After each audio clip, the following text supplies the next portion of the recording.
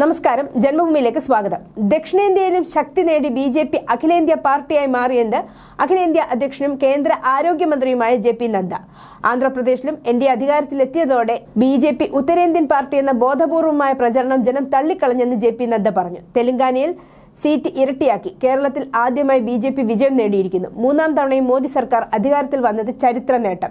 BJP. വിശാല സംസ്ഥാന നേതൃയോഗത്തിൽ സംസാരിക്കുകയായിരുന്നു നദ്ദ. മൂന്നാം സർക്കാർ സ്ഥിരത പ്രദാനം ചെയ്യുന്നു. ഒറീസയിൽ ബി.ജെ.പി. ഐതിഹാസിക വിജയം നേടി. ഭാവിയിൽ തമിഴ്നാട്ടിലും ജയിക്കും. ബി.ജെ.പി. വടക്കേ ഇന്ത്യൻ പാർട്ടിയാണെന്ന പ്രചരണം ജനം തള്ളിക്കളഞ്ഞു. ബി.ജെ.പി. ഇപ്പോൾ അഖിലേന്ത്യാ പാർട്ടിയാണ്. കേരളത്തിൽ ഗംഭീര മുന്നേറ്റം. ഭാവിയിൽ വലിയ മാറ്റങ്ങൾ ഉണ്ടാക്കും. തിരുവനന്തപുരത്ത് 36% വോട്ട് നേടി. ആറ്റിങ്ങലിൽ വെറും 16,000 വോട്ടുകൾക്കാണ് നമ്മൾ പരാജയപ്പെട്ടത്.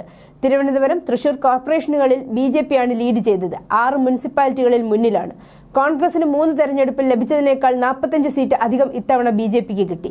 13 സംസ്ഥാനങ്ങളിൽ കോൺഗ്രസ് സംപൂജ്യരായി. കോൺഗ്രസിന് കണക്കറിയാത്തതാണ് പ്രശ്നം. അതുകൊണ്ടാണ് ഞങ്ങൾ ജയിച്ചെന്ന് അവർ പറയുന്നത്. കോൺഗ്രസ് വെറും ഇത്തൽക്കണ്ണിയായി മാറി.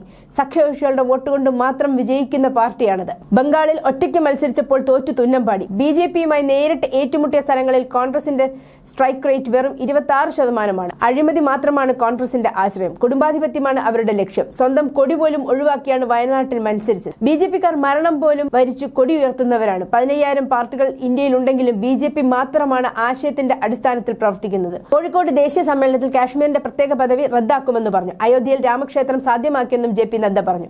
2014 മുമ്പും ശേഷവും നമ്മൾ പരിശോധിക്കണം. 14 മുമ്പ് രാജ്യത്ത് അഴിമതിയും ഇരുട്ടുമായിരുന്നു. നയപരമായ സ്തംഭനമുള്ള രാജ്യം, ഒരധികാരവുമില്ലാത്ത പ്രധാനമന്ത്രി ഭരിച്ച ഇന്ത്യ. എന്നാൽ ഇപ്പോൾ വെളിച്ചവും സുതാര്യതയും വന്നിരിക്കുന്നു. നിലപാടും വൈദഗ്ധ്യവുമുള്ള ഇന്ത്യയാണ് ഇന്നുള്ളത്. ശക്തനായ ഭരണാധികാരിയാണ് ഇന്ത്യ ഭരിക്കുന്നത്. നേരിട്ടുള്ള ആനുകൂല്യങ്ങൾ നൽകുന്നതിലൂടെ അഴിമതി ഇല്ലാതായി. സൗജന്യ റേഷനിലൂടെ ദാരിദ്ര്യത്തെ തുടച്ചു നീക്കാനായി. രാജ്യം ഇന്ന് സാമ്പത്തികമായി മുന്നേറുകയാണ്. ഏറ്റവും കൂടുതൽ വളർച്ചാ നിരക്കുള്ള രാജ്യം ഇന്ത്യയാണ്. ലോകത്തിന്റെ വളർച്ചാ നിരക്കിന്റെ 15% ഇന്ത്യയുടെ സംഭാവനയാണ്.